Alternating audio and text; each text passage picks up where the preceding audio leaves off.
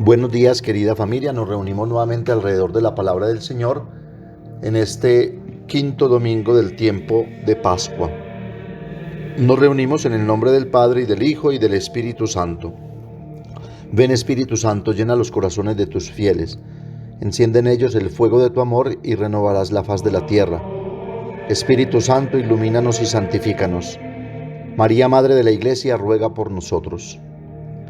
La primera lectura está tomada del libro de los Hechos de los Apóstoles, capítulo 9, versículos 26 al 31. Salmo 21. La segunda lectura está tomada de la primera carta del apóstol San Juan, capítulo 3, versículos 18 al 24. Lectura del Santo Evangelio según San Juan, capítulo 15, versículos 1 al 8. En aquel tiempo dijo Jesús a sus discípulos: Yo soy la vid verdadera, y mi Padre es el labrador. A todo sarmiento mío que no da fruto lo poda para que dé más fruto. Vosotros estáis limpios por las palabras que os he hablado. Permaneced en mí y yo en vosotros. Como el sarmiento no puede dar fruto por sí, si no permanece en la vid, así tampoco vosotros si no permanecéis en mí. Yo soy la vid, vosotros los sarmientos. El que permanece en mí y yo en él, ese da fruto abundante, porque sin mí no podéis hacer nada. Al que no permanece en mí, lo tiran fuera, como al sarmiento, y se seca. Luego los recogen y los echan al fuego, y arden. Si permanecéis en mí y mis palabras permanecen en vosotros, pediréis lo que deseéis y se realizará. Con esto recibe gloria mi Padre, con que deis fruto abundante. Así seréis discípulos míos. Palabra del Señor. Una de las imágenes más bellas con las que se identifica al pueblo de Israel, y en nuestro caso a la Iglesia, es la de la vid destinada a producir un fruto que no es para sí misma, sino para los demás. Y es precisamente el fruto que produce y trae la alegría. Alegría que reúne a la familia, que congrega a los amigos, alegría que crea unidad y comunión, como lo vemos precisamente en la primera lectura de este quinto domingo de Pascua. El vino nuevo que ha producido Cristo con su muerte y resurrección ha traspasado todos los límites y fronteras, llevando a la comunidad cristiana, por medio del fruto del amor y la fraternidad, a gozar de paz, a construir y progresar en la fidelidad del Señor y a multiplicar a los fieles y hermanos por la animación del Espíritu Santo. Así Pablo, no obstante su comportamiento y actitudes pasadas como perseguidor de Cristo en los cristianos, es aceptado con agrado y como hermano y discípulo del Señor por la comunidad de discípulos de Cristo.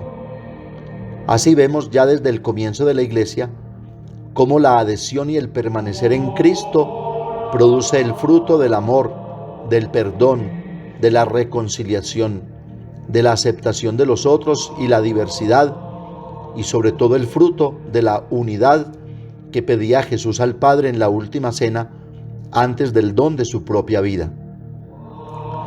Y es el fruto que tiene que seguir produciendo la Iglesia a través de cada uno de los cristianos, de tal manera que, como dijo Cristo, por los frutos nos conozcan y por las obras podamos presentar el Evangelio como una opción alternativa y definitiva para que el reino de Dios y su justicia pueda ser una realidad de vida y llegue a su plenitud, donde cada uno se sienta verdaderamente hijo de Dios y por lo tanto heredero de todos los bienes del Padre, que ama a todos los hombres con un amor incondicional.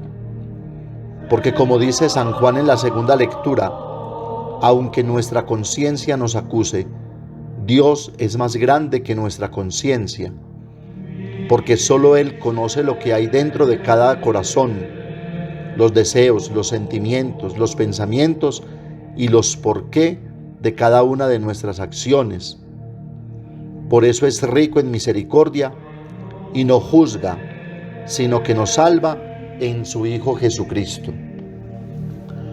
Obras son amores y no buenas razones, decimos nosotros. Así que estamos llamados no a ser simplemente uno más en este mundo, sino que estamos llamados por Dios, quien nos ha dado la vida, a una tarea específica, porque no somos el fruto de una casualidad, sino de un proyecto pensado y diseñado por el Padre. Así que hoy, a la luz de esta palabra, cada uno debe pensar cuáles son los frutos que debe producir para que la vida pueda tener un verdadero sentido y así no pasemos por este mundo como si no hubiésemos existido, o tal vez como una carga o un ser despreciable, porque no ese es el proyecto de Dios. Pero una cosa nos deja claro el Evangelio: nadie produce fruto por sí mismo, ni para sí mismo. Todo árbol o toda planta, ante todo, tiene que estar sembrada en tierra buena, abonada y propicia para que pueda ser orgullo y motivo de alegría. Y esa tierra no es más que la misma palabra de Dios, que ha hecho cada cosa y ha dado la existencia. Es la palabra de Cristo que hace nuevas todas las cosas. Por eso dice en el Evangelio de hoy: porque sin mí no podéis hacer nada. Pues muchos son los terrenos que Jesús nos propone en la parábola del sembrador, pero solo uno, por su fertilidad, hace producir un fruto abundante. Realidad que vemos plasmada en nuestra sociedad. Han producido fruto en la historia de la humanidad solo aquellos que se han dejado cultivar y han puesto sus cimientos en una única palabra que da vida eterna. Al contrario, han producido frutos amargos todos aquellos que no han anclado su vida en Dios, sino en sí mismos o en tantos terrenos áridos, pedregosos o espinosos, como lo canta maravillosamente el profeta Isaías 5:1-5. Voy a cantar a mi amigo la canción de su amor por su viña. Una viña tenía un amigo en un fértil otero.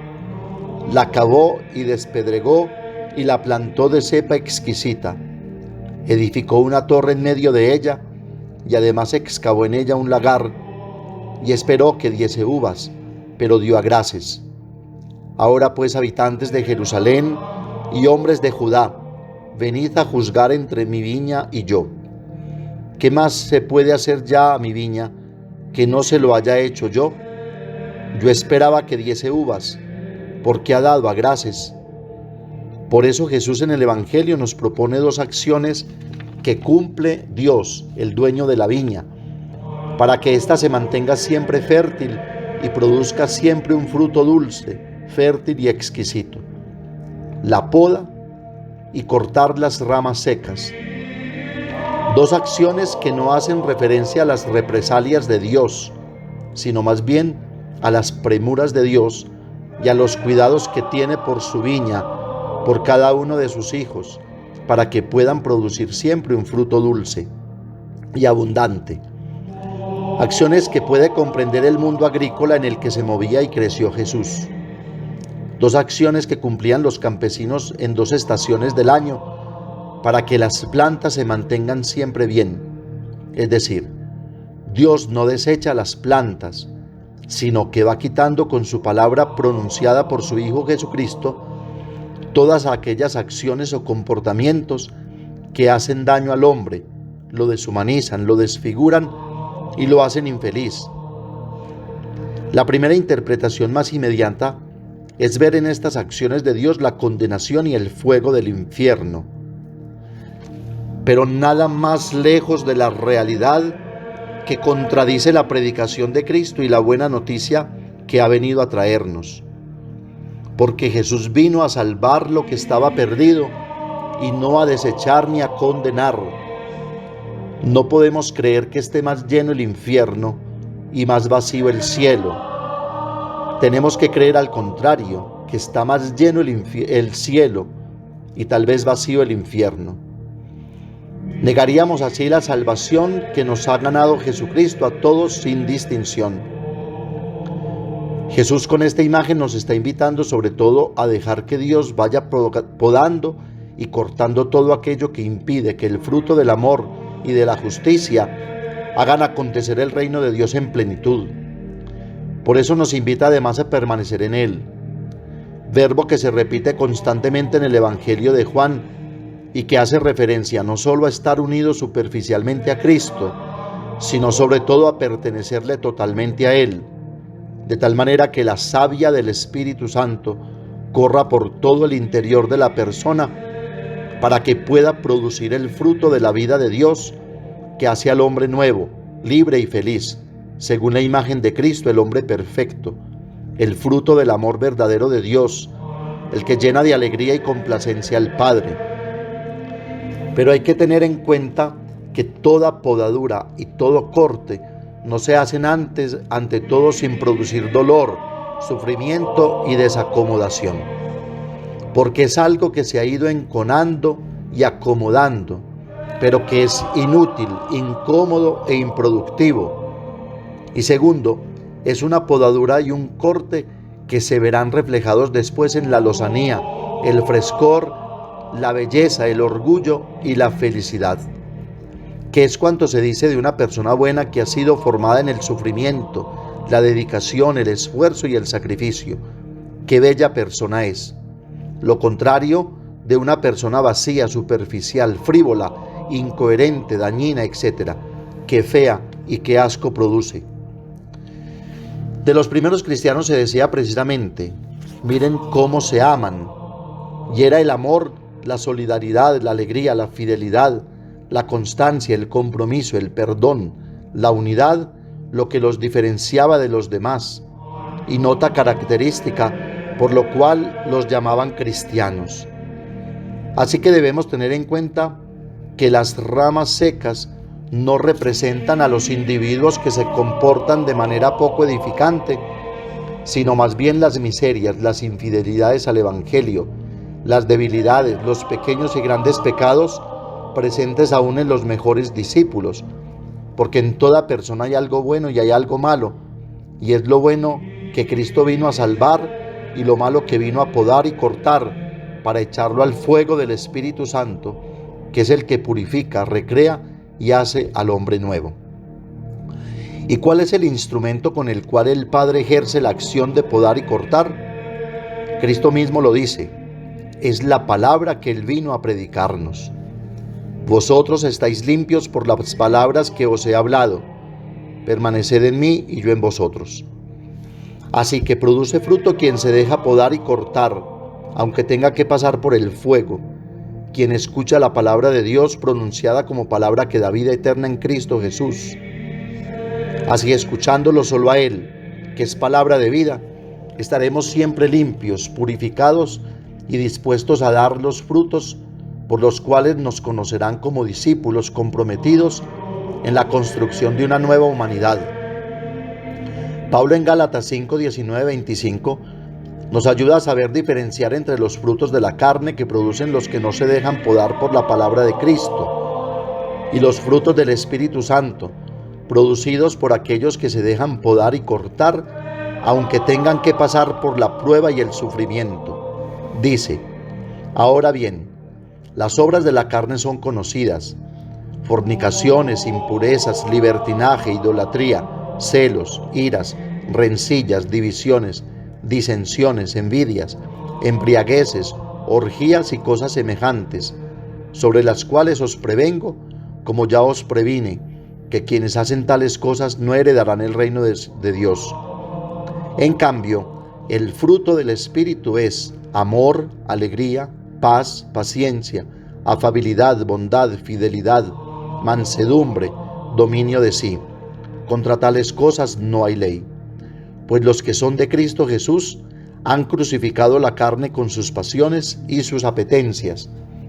Si vivimos según el Espíritu, obremos también según el Espíritu. Así que hoy nos invita el Señor a través de esta palabra a que cada uno de nosotros vaya descubriendo cuáles son las ramas enconadas y secas que le impiden producir el fruto del Espíritu, y que es necesario dejar que el Padre, por la palabra de Cristo, pode, corte y eche al fuego, para que sigamos produciendo el fruto con el cual podamos construir la sociedad nueva y perfecta que todos queremos y soñamos. No miremos solo en los demás las ramas secas, porque en todos hay algo que cortar. Dios solo quiere que su viña, que somos cada uno de nosotros, no solo le pertenezca, sino que esté con Él, sea su gozo y su alegría, y a la vez sea la alegría y el gozo de los demás. Tengamos siempre en cuenta que el cristiano no produce obras de amor para sí mismo, para su autocomplacencia de su propia perfección moral, y mucho menos para obtener un premio de Dios. El cristiano es como Dios, ama sin esperar nada a cambio. Su recompensa es la alegría de ver a alguno feliz, es verificar que el amor de Dios se ha manifestado a través de él. Esta es nada más y nada menos la alegría de Dios que cuando alcance a todos, será entonces la plenitud del reino de Dios, y será la justicia y la paz las que rijan la vida la vida nueva y el mundo nuevo. Pidamos a la Santísima Virgen María y a San José, quienes produjeron el verdadero fruto de Dios entre nosotros, y para nosotros, Cristo Jesús, nos ayuden también a nosotros a producir ese fruto verdadero, haciendo felices y amando a los demás. Amén. Padre nuestro que estás en el cielo, santificado sea tu nombre. Venga a nosotros tu reino, hágase tu voluntad en la tierra como en el cielo. Danos hoy nuestro pan de cada día, perdona nuestras ofensas, como también nosotros perdonamos a los que nos ofenden. No nos dejes caer en la tentación y líbranos del mal. María, Madre de la Iglesia, ruega por nosotros. El Señor nos bendiga, nos guarde de todo mal y nos lleve a la vida eterna. Oración a San José del Papa Francisco para el año dedicado a José, Padre y Custodio del Redentor. Salve, Custodio del Redentor y Esposo de la Virgen María. A ti Dios confió a su Hijo. En ti María depositó su confianza. Contigo Cristo se forjó como hombre. Oh bienaventurado José, muéstrate Padre también a nosotros y guíanos en el camino de la vida. Concédenos gracia, misericordia y valentía, y defiéndenos de todo mal. Amén. El Señor esté con ustedes, y la bendición de Dios Todopoderoso, Padre, Hijo y Espíritu Santo, descienda sobre ustedes y los acompañe siempre. Que tengan un feliz domingo y una feliz semana, y recuerden que los padres de la parroquia los queremos mucho.